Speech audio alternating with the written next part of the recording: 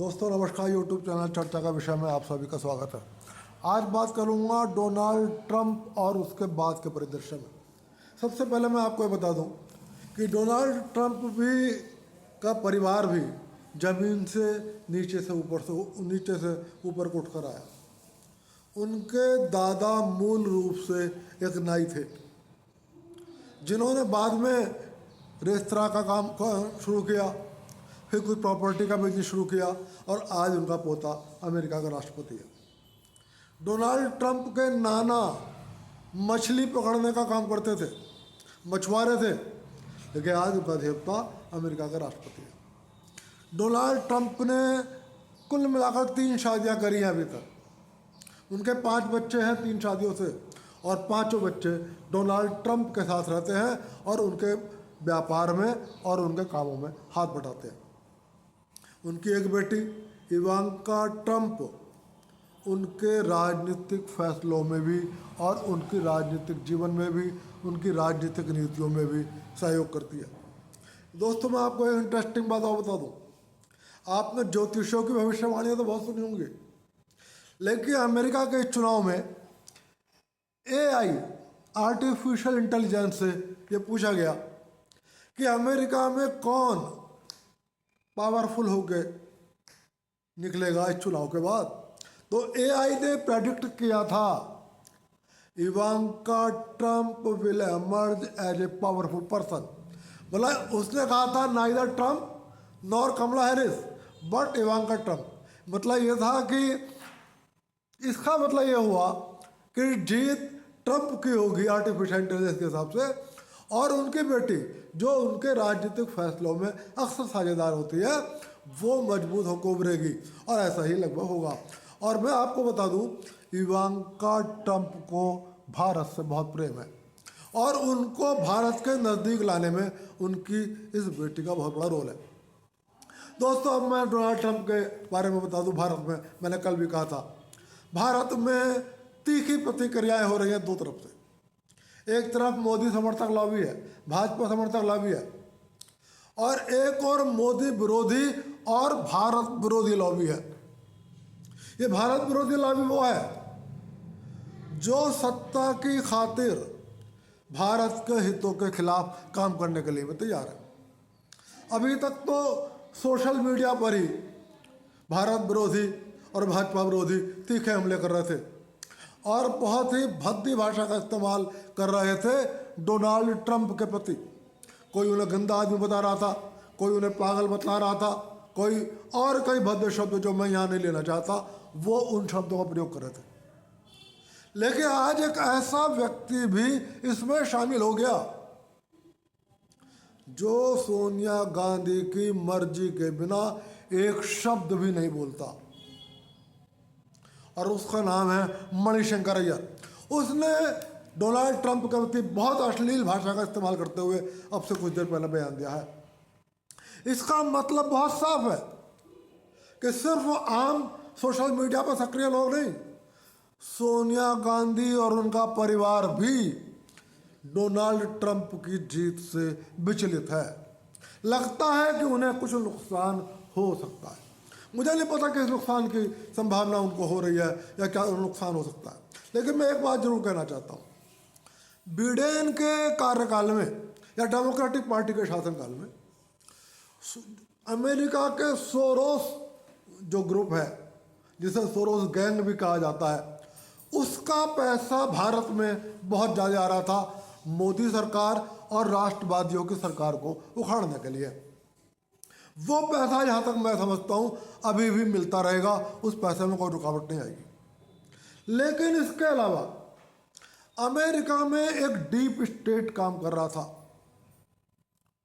और वो deep state चाहता था कि भारत में अराजकता फैल जाए, भारत में राष्ट्रवादी सरकार की पराजय हो जाए, भारत की सत्ता पर कोई ऐसा व्यक्ति या ऐसी पार्टी बैठ जाए जो भारत के हितों के विरुद्ध भी काम करने को तैयार हो सत्ता के लालच में। और दुर्भाग्य ऐसा यह था कि उनको ऐसा लगा कि राहुल गांधी इसके लिए सबसे उपयुक्त आदमी है। और निश्चित रूप से राहुल गांधी ने उन्हें अपनी सहमति भी प्रदान करी होगी। इसीलिए वो डीप स्टेट अमेरिकी सरकार के सहयोग से अमेरिका में लगातार राहुल गांधी को लॉन्चिंग पैड उपलब्ध करवा रहा था। चुनाव से पहले उन्हें बार बार लॉन्च करने का प्रयास कर रहा था। और मैं आपको बता दूं, उस डीप स्टेट का नेतृत्व कौन कर रहा था? उस डीप स्टेट का नेतृत्व कर रहे थे अमेरिका के पूर्व राष्ट्रपति ओबामा, जो चाहते थे कि भारत में मोदी सरकार की पराजय हो, जो चाहते थे कि भारत में अराजकता फैल जाए, जो चाहते थे कि भारत में लोकतांत्रिक तरीके से सरकार ना चुनी जाए, और जो ये चाहते थे कि भारत में एक ऐसी सरकार स्थापित हो जाए, वो नेता सरकार में सत्ता में आ जाए जो सत्ता के लोभ में भारत के हितों के खिलाफ काम करने के लिए तैयार हो। और आपको ये बता दूं कि कई सोशल मीडिया प्लेटफॉर्म के मालिकों ने इस बात को स्वीकार कर लिया था कि हम अमेरिकन डीप स्टेट का हिस्सा हैं और उनके निर्देशों के अनुसार काम कर रहे हैं। तो निश्चित रूप से यदि ये सारी परिस्थितियां हैं तो सोनिया गांधी और उनके परिवार का या सोशल मीडिया पर कांग्रेस और भाजपा विरोधियों का चिंतित होना स्वाभाविक है। लेकिन फिर भी मैं उनसे ये कहना चाहता हूँ कि ट्रंप अमेरिका के राष्ट्रपति चुने गए हैं, उन्होंने राहुल गांधी को पराजित नहीं किया है, इसलिए संयम रखें, अपनी भाषा में मर्यादा कायम रखें। दूसरी ओर मोदी समर्थक हैं, वो बहुत उत्साहित है। उनसे भी कहना चाहता हूँ कि डोनाल्ड ट्रंप अमेरिका के राष्ट्रपति चुने गए, कोई भारत के राष्ट्रपति नहीं चुने गए। जब वो फैसले लेंगे तो अमेरिका फर्स्ट उनकी नीतियों में होगा। लेकिन हाँ, हम ये उम्मीद कर सकते हैं अब कि जिस तरीके से डेमोक्रेटिक पार्टी के शासन में एक डीप स्टेट काम कर रहा था भारत में अराजकता फैलाने के लिए, भारत के अड़ोस पड़ोस में हमारे खिलाफ षड्यंत्र रचे जा रहे थे, अब डोनाल्ड ट्रंप के शासनकाल में हम ये उम्मीद कर सकते हैं कि अमेरिका भारत विरोधी ताकतों को लॉन्च पैड उपलब्ध नहीं कराएगा। भारत के उन नेताओं को जो भारत के हितों के खिलाफ काम करना चाहते हैं, उनको लॉन्च पैड उपलब्ध नहीं कराएगा। ये उम्मीद हम जाहिर कर सकते हैं। बाकी मैं आपको बता दूं, डोनाल्ड ट्रंप ने अपने भाषणों में कई बार कहा कि मुझे हिंदू समर्थकों पर गर्व है। उन्होंने हिंदुओं के प्रति मतलब एक अच्छी भावना व्यक्त करी और पूरे चुनाव में कई बार ये कहा कि भारत के प्रधानमंत्री नरेंद्र मोदी मेरे अच्छे मित्र हैं। दूसरी ओर कमला हैरिस ने हिंदुत्व का नाम नहीं लिया, हिंदू का नाम नहीं लिया और प्रधानमंत्री नरेंद्र मोदी का एक बार भी जिक्र भी नहीं करा। इसका नकारात्मक प्रभाव पड़ा। दोस्तों, मुझे तरस आता है तमिलनाडु के एक गांव के उन लोगों पर जहां से कभी कमला हैरिस का परिवार संबंध रखता होगा। वो कमला हैरिस की जीत के लिए प्रार्थनाएं कर रहे थे, पूजा कर रहे थे।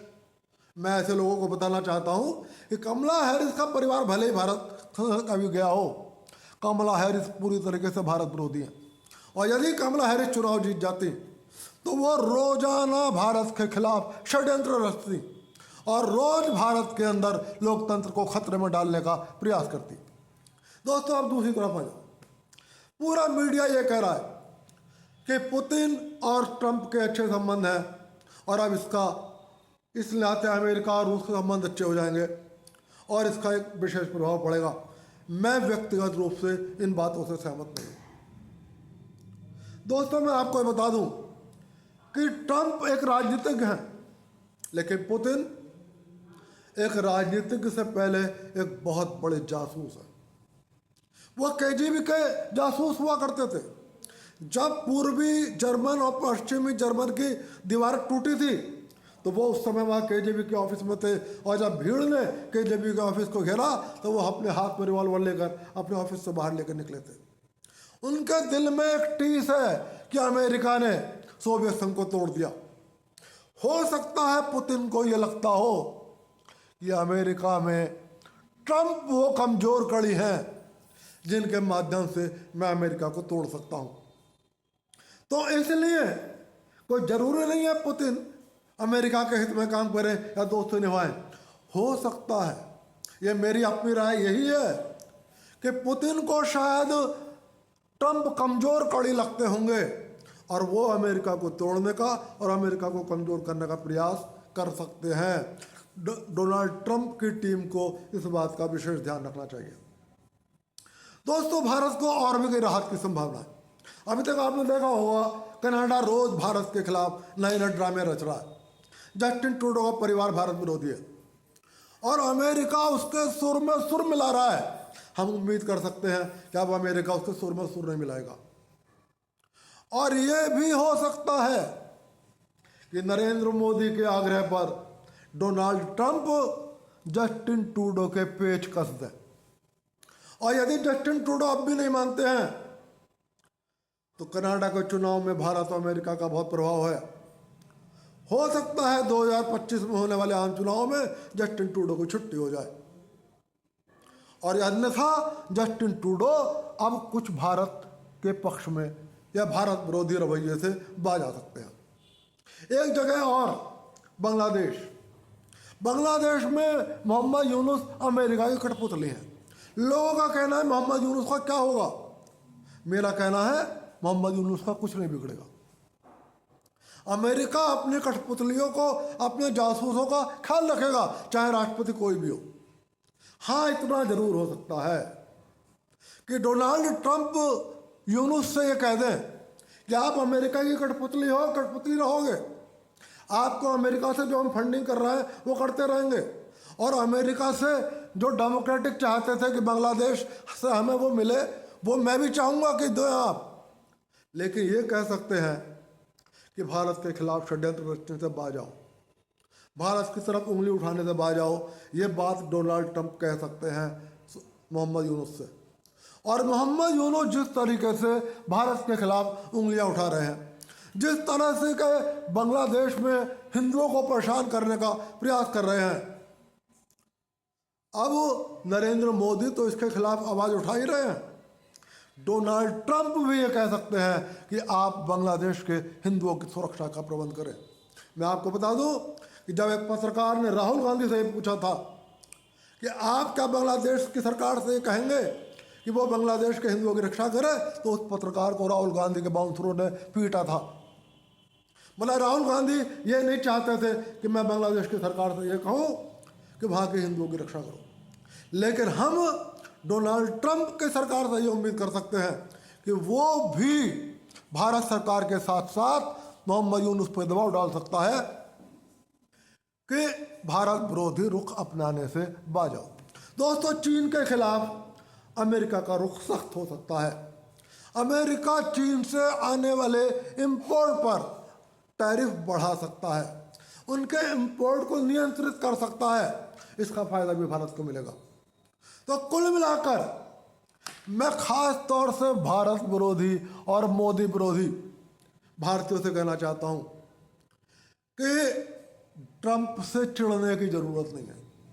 यदि ट्रंप से कोई फायदा नहीं होगा तो आप निश्चित समझ लो ट्रंप से भारत को कोई नुकसान नहीं होगा।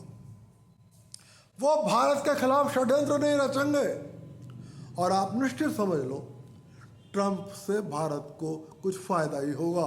इसलिए मोदी और राहुल गांधी के लेवल से ऊंचे उठो, भारत के हितों के बारे में सोचो, भारत के हित किसमें ज़्यादा बेहतर रूप से सुरक्षित हैं इस बारे में सोचो। और आप सबसे कहूँगा अमेरिका में डोनाल्ड ट्रंप की जीत का स्वागत करो। दोस्तों, आज की बात यही समाप्त कर रहा हूँ, फिर मिलूंगा किसी विषय पर। और फिर चलते चलते अनुरोध कर रहा हूँ, वीडियो पसंद आए तो लाइक कर देना, चैनल को सब्सक्राइब कर देना। आप सभी को मेरा विश्वपति का नमस्कार।